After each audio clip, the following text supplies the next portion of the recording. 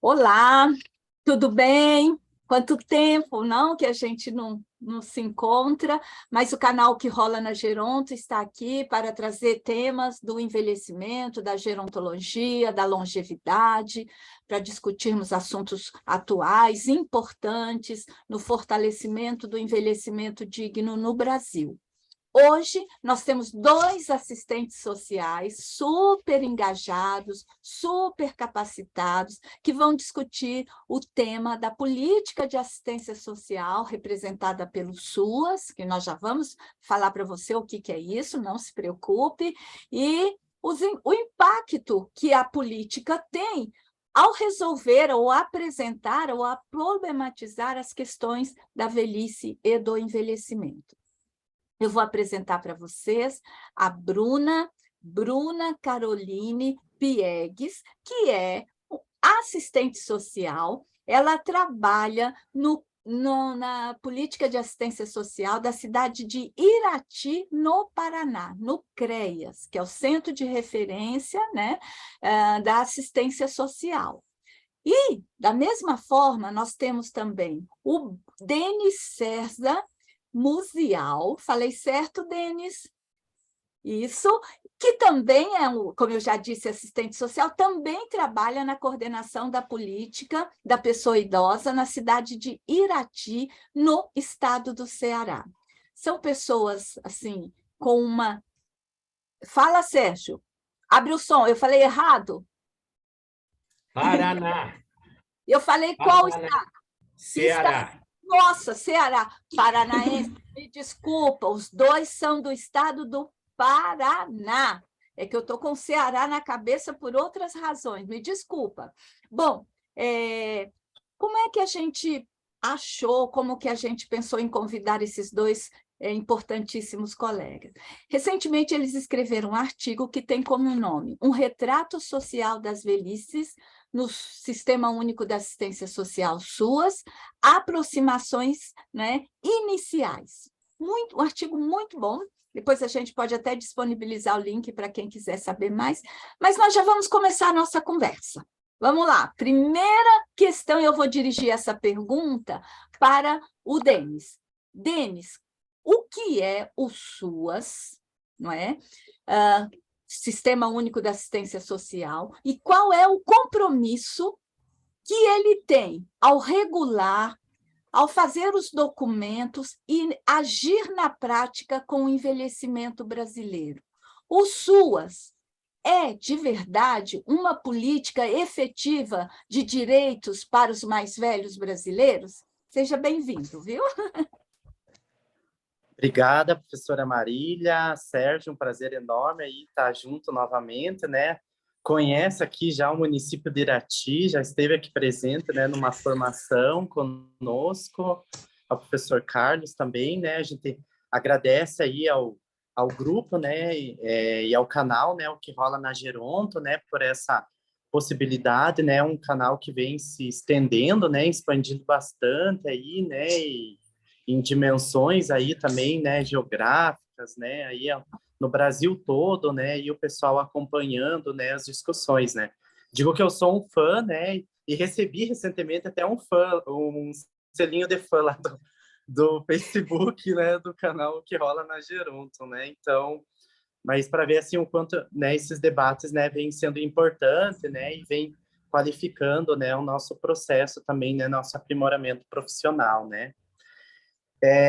Falar um pouco então sobre o sistema né, o SUAS, né? Ele é um sistema único, né, de assistência social, né, que de alguma forma hoje ele opera, né, a proteção social, né, principalmente, né, a política de assistência social.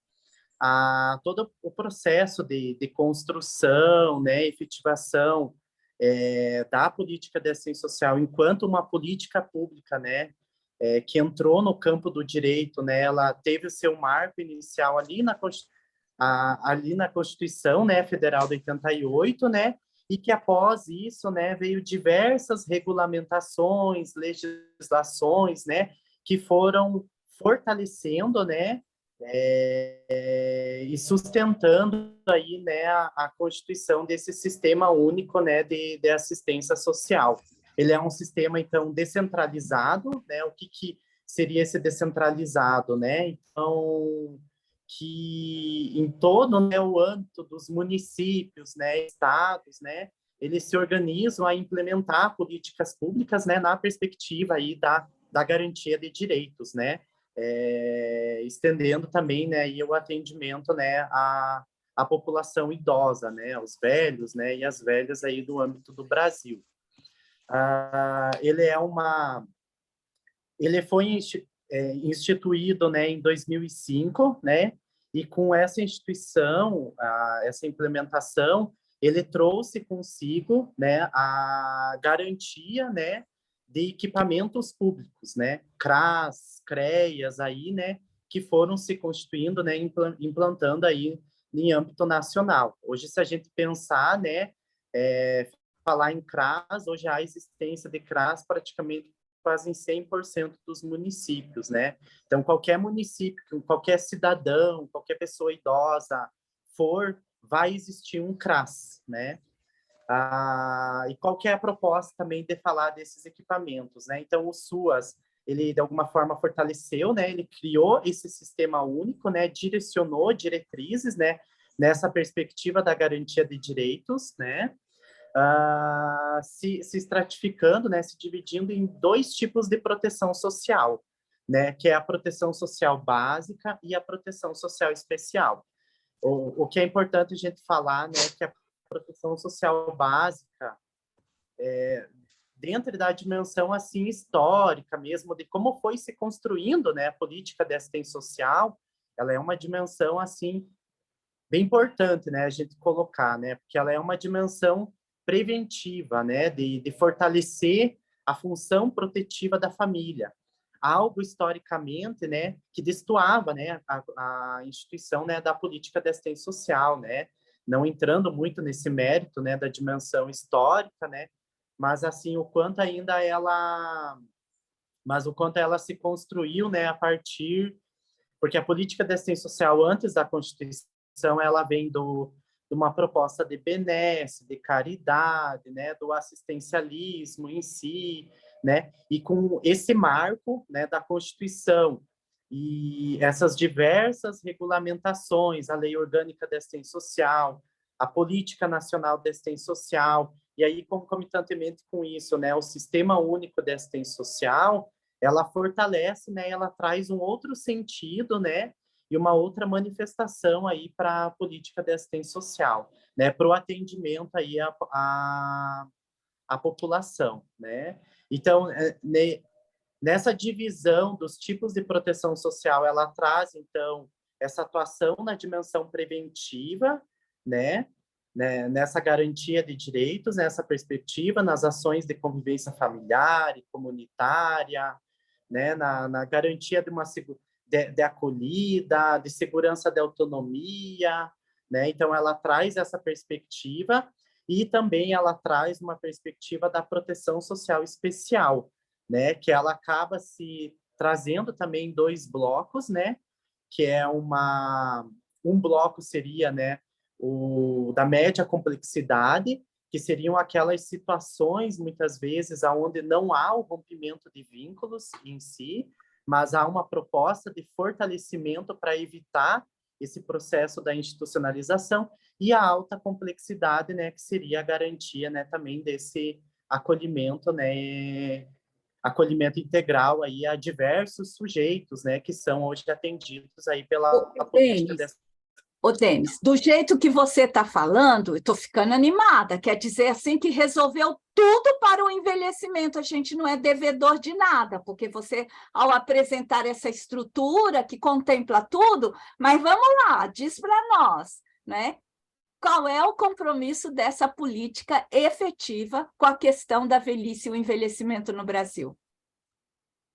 Então, esse acredito que seja um dos desafios, né? Eu acho que um do ponto, né, do próprio avanço da política de assistência social é que institucional, legalmente, né, normativa legal se avançou muito, porém, efetivamente, ele destoa desse avanço em si.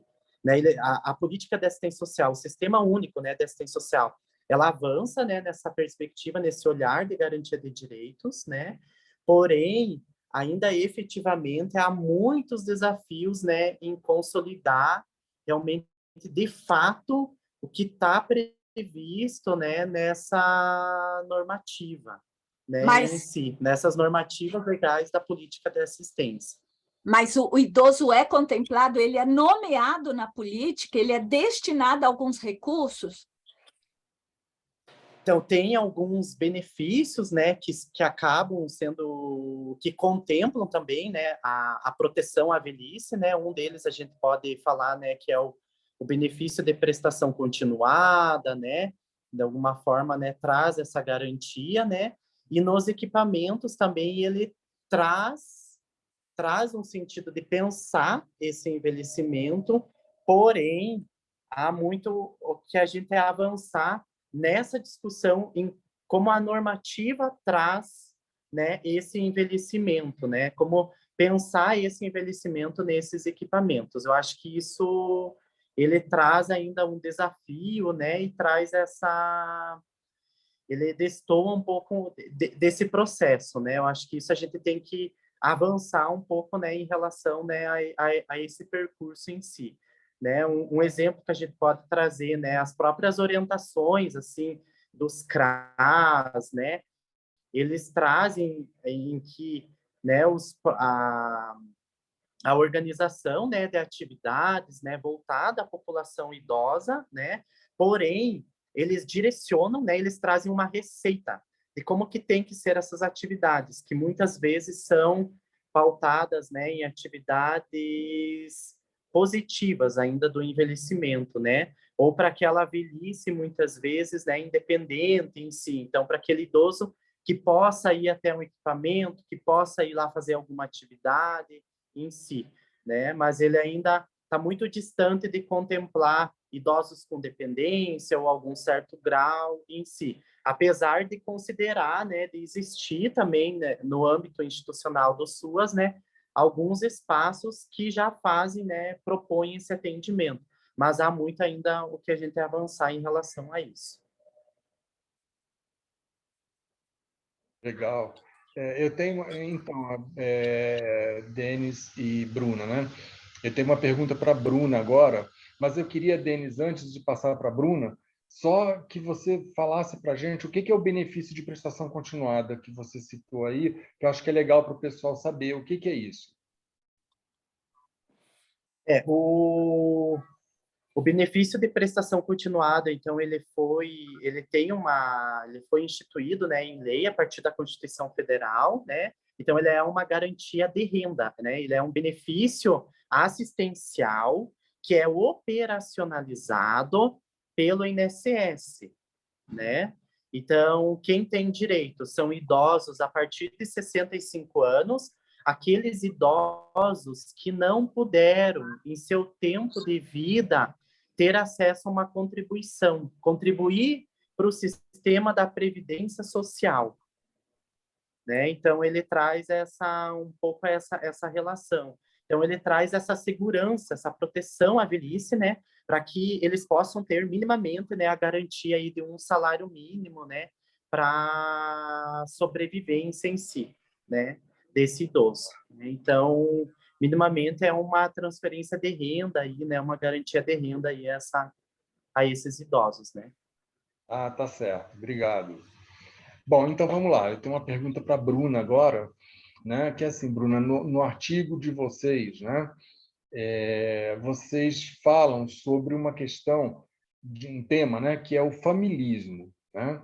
Então, assim, vocês consideram que a política de assistência social brasileira ela é impregnada pelo familismo? E assim, o que é o familismo? Fala para gente. Você está sem som.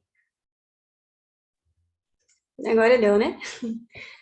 Boa noite a todos. Então, né, primeiramente eu queria agradecer, né, a oportunidade de estar né, falando um pouquinho sobre o nosso trabalho, né, o nosso artigo, e um pouco sobre esse tema também. E frisar, né, a importância dessas reflexões e discussões acerca do tema, né, que é tão atual e importante. Então, respondendo a sua pergunta, né, se vocês consideram a política de assistência social impregnada pelo familismo, então a gente pode parar para pensar, né, que o SUAS ele está englobado ali nos documentos oficiais. E esses documentos oficiais, eles estão representando, né, o Estado sobre uma visão ainda neoliberal, responsabilizando primeiramente a família, né? Então ele se desresponsabiliza ali da função, né, de atender o idoso, né, a pessoa idosa, responsabilizando, então, a família, os seus filhos, né, netos e irmãos. Então, é muito importante, né, essas reflexões, porque a política de assistência social, ela mesmo sendo um campo de direito, ela ainda reproduz essas desigualdades, né, sociais, e reforça ainda essa ideologia, né, através dos programas, políticas, né, do SUAS. Então, sim, a gente pode dizer que ela está impregnada ainda pelo familismo, né, e eu acho que para superar isso aí, né, a gente é através de discussões, né, reflexões, desses questionamentos e embates, né, também sobre a velhice, porque nos documentos oficiais eles trazem uma ideologia assim de uma velhice homogênea, né, de que existe apenas um tipo de velhice, então vamos trabalhar para aquele tipo de velhice, mas a gente na prática, na realidade, né, eu sempre digo que na realidade a realidade é outra, então a gente tem que parar para pensar que as velhices elas estão cada vez mais demandando serviços dos profissionais, né, das políticas, do Estado, e que já não cabe mais a família, né, ter esse papel de responsabilizador, né, porque a gente tem que também, né, na nossa prática profissional, a gente às vezes se depara muito com casos, assim, e o idoso às vezes não tem filhos, não tem família, vai responsabilizar quem, né? Ou aquele idoso até tem filhos, até tem família, mas aquele vínculo familiar já foi cortado há vários anos, nunca teve, né? Como se vai responsabilizar um filho de cuidar do seu pai que não cuidou dele, por exemplo? Então, esses são desafios, né, que a gente, como profissional, tem no nosso dia a dia, trabalhando com esse segmento, né? Acho que seria isso. Olha, Bruna, muito obrigado. Muito obrigado. Sua resposta é impressionante. Eu vou me aproveitar dela para fazer a outra pergunta. Eu vou fazer para o Denis. Mas antes de eu fazer a pergunta, eu não posso deixar de falar. Gente, que saudade de vocês. Eu estou falando saudade. O Denis já disse que eu estive em Irati e eu sou testemunha do trabalho eficiente, o trabalho competente que essa coordenação aí, que o Denis é o coordenador, né? Coordenação, que é coordenador, é boa. Eles fazem em Irati. Não é? Inclusive, tem uma ILPI, uma instituição de longa permanência sobre o cuidado. É algo muito, e eu fiquei muito feliz de conhecer a experiência de Irati. Um prazer ver vocês novamente. Mas, Denis, então, Bruna, muito obrigado, porque você esclareceu essas questões, que são muito importantes para a pergunta que eu vou fazer para o Denis.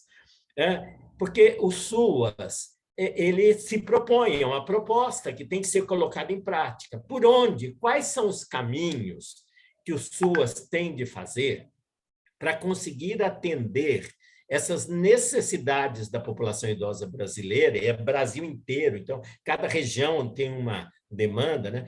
Considerando a heterogeneidade da velhice, inclusive isso que a Bruna falou agora no final. Quer dizer, tem idosos que não têm família. Se eu me esteio no familismo, mas quem não tem família? Então, o que o SUAS, quais são os caminhos que o SUAS, Denis, tem de andar para atender as necessidades reais da população idosa brasileira na sua heterogeneidade?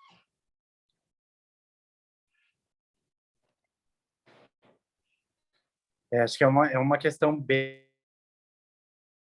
não vai acabar aqui, né, em relação a isso, mas que eu acho que o que é importante, né, uma das pautas, eu acho que do SUAS, é tirar, na verdade, uma das questões, né, do SUAS em relação ao envelhecimento é tirar a velhice, né, da pauta e colocar em sua agenda, realmente, né, enquanto um compromisso, né, em relação à garantia de direitos, né, com pensar processos formativos, né, porque eu acho que um dos desafios é o envelhecimento, né, as velhices estão batendo na porta dos serviços, né, e os profissionais estão com um desafio, né, em relação a isso, né, eu acredito que muitas vezes estão reproduzindo, né, outros olhares, muitas vezes, né, então trazer também, eu acho que evidenciar esse contraditório, né, mas eu acredito que um dos caminhos é colocar na agenda, né, do Sistema Único de Assistência Social a garantia mesmo de políticas públicas, né,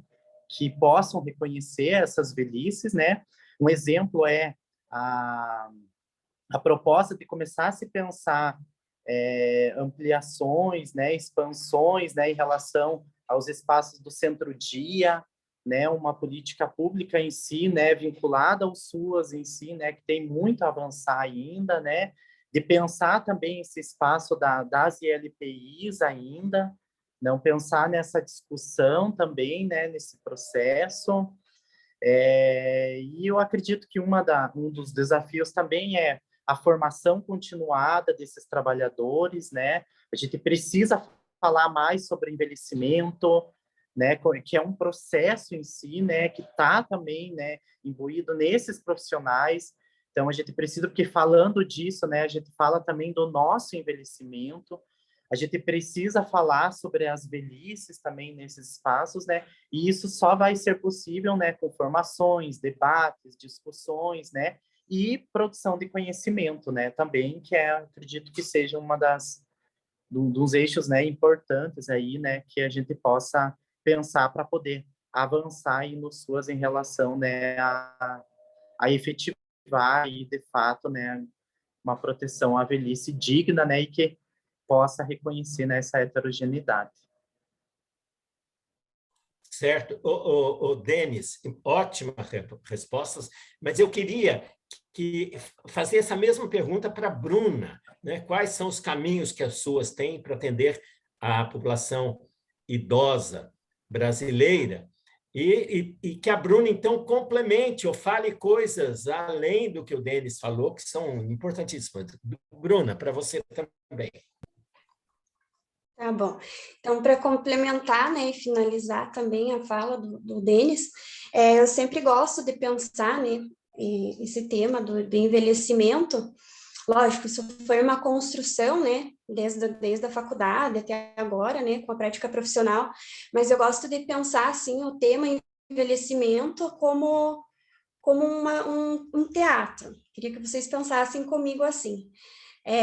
Eu coloco a plateia como a sociedade civil, que está assistindo ali.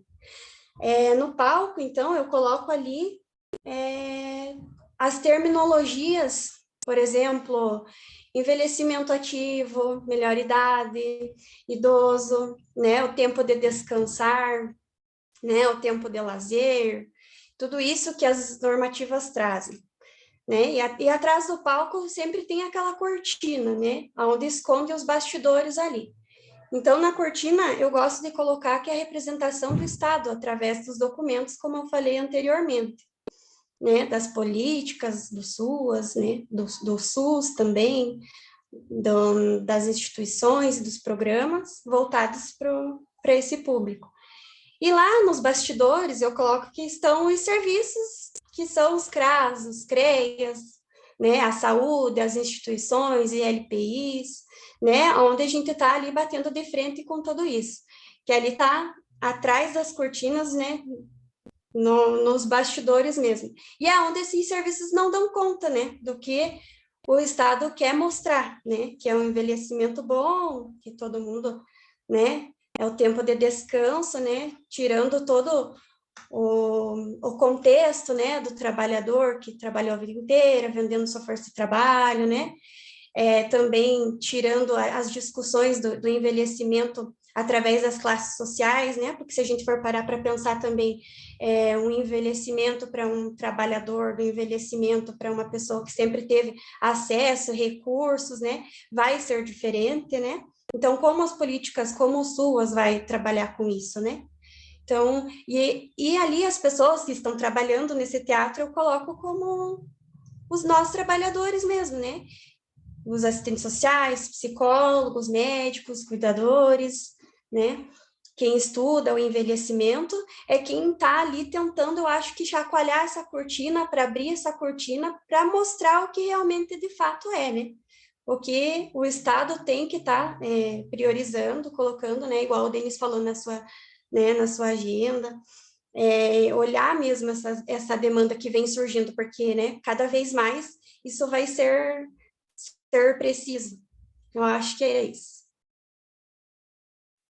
Nossa, olha, quanta coisa boa, viu, que nós ouvimos de vocês. Eu acho que a nossa proposta era essa brevíssima reflexão, não é, sobre a política da assistência social no contexto do envelhecimento brasileiro. Fomos apresentados o que é o SUAS, a questão do familismo, que não é só a questão da assistência, mas a saúde também é muito pautada nessa questão do familismo, principalmente na internação de pessoas idosas, que exigem a presença de um familiar, que nós não temos mais familiares, que a família mudou, e são assuntos que ficam aí na nossa agenda pública do canal que rola na Geronto, para trazer para vocês essas reflexões. Hoje tivemos o grande prazer, né, de ter a Bruna, não é, e o Denis, de Irati. Eu vou falar bem devagarzinho, é no Paraná, uma cidade que eu ainda não conheço, mas o Sérgio já conheceu,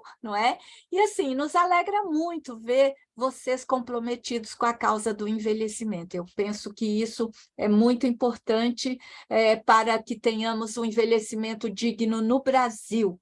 E o SUAS é uma política pública de direito, é direito do cidadão, sim, mas o cidadão que dela precisar, mas não é uma política já concluída. E cabe-nos, como profissionais, como pessoas idosas, como cidadãos, contribuir para a melhora dessa política que é tão importante para a população brasileira, inclusive porque faz parte da Seguridade Social. Não é? Saúde, assistência e previdência, isso é muito claro. Hoje, segundo a nossa Constituição, 203 e 204, os artigos, né, constitucionais que vêm garantir esse direito, é nosso. E a gente vai saber mais disso durante o ano, não é, Carlos, não é, Sérgio? A gente vai pautar mais esses assuntos. Eu gostei da palavra que diz assim, nós precisamos tirar ele da agenda, da pauta, e agora precisa pôr na agenda. Esse é o compromisso do canal, o que rola na Geronto. Muito obrigada a você que esteve conosco, convidamos para o próximo episódio. Você quer falar, Sérgio? Sim, você me perguntou, eu quero falar um minutinho. Olha, leiam o artigo da Bruna e do Denis. Quem trabalha no SUAS e quem trabalha com idosos, leiam, porque é muito esclarecedor. E porque nós precisamos fazer com que o SUAS seja real, ele não esteja descolado da realidade da maioria dos idosos brasileiros. E, portanto, as propostas do SUAS têm de ser aquelas de que realmente os idosos necessitam. Foi maravilhoso. Bruna e Denis, muito obrigado. Obrigada, gente. Até mais. Até a próxima. Recorde.